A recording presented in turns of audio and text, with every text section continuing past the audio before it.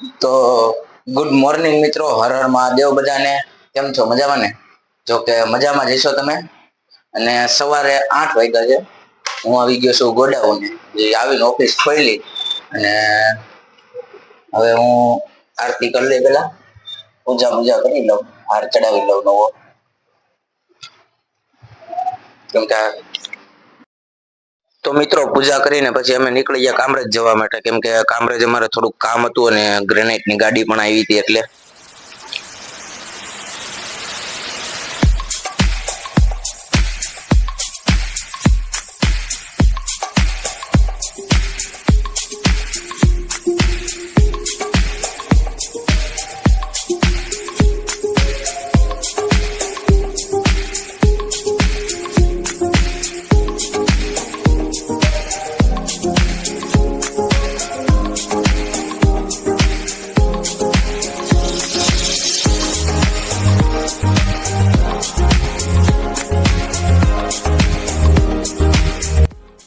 તો મિત્રો અમારે બહાર થોડુંક કામ હતું, બધું કામ પતી ગયું. અત્યારે આવ્યા પછી જે નવો માલ આવ્યો છે એનો સર્વે આપણે કર્યું, જોયું નવો માલ કેવો આવ્યો છે.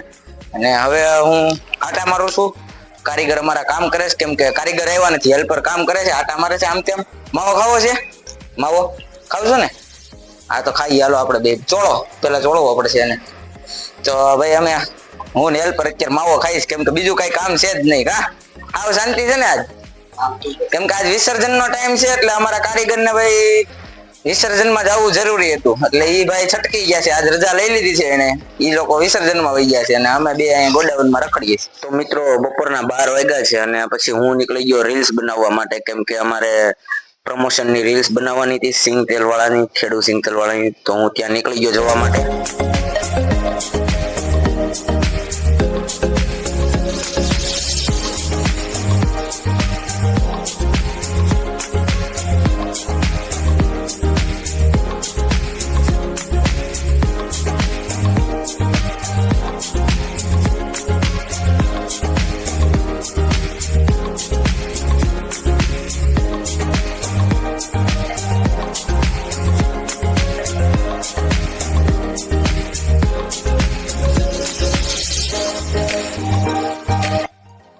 તો મિત્રો સવારનું ગયો તો બહાર, બપોરે ગયો તો બહાર રીલ્સ બનાવવા માટે. જે અમે ખેડૂ ઓઇલ મિલ ની જે અમે રીલ્સ બનાવી, જે સિંગ તેલ નું સેલિંગ કરે છે અહીંયા સુરતમાં, શરૂઆત છે એ લોકોની.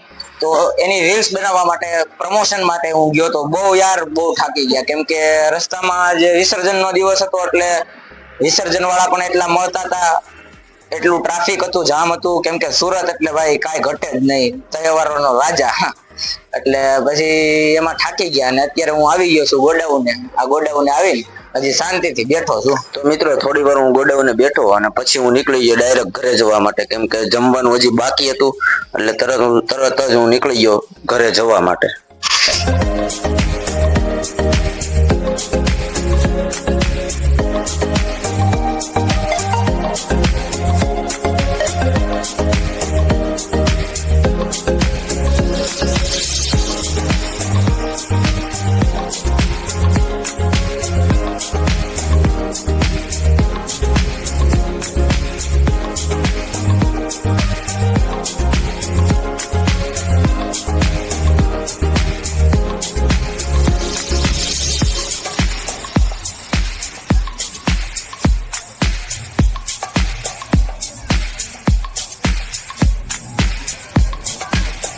આવીને જોયું કે હા શું વાત છે ભાઈ, લેપટોપમાં એનું કામ કરે છે બેઠા છે. તો પછી હું બેસી ગયો એની સાથે.